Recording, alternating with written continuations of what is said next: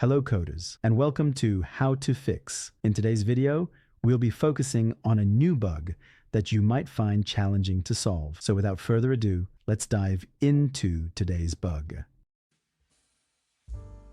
Let's start by executing code 1 to stimulate the error and watch the result.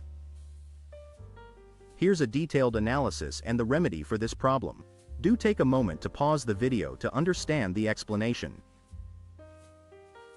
Let's adjust the code now and watch the outcome it yields.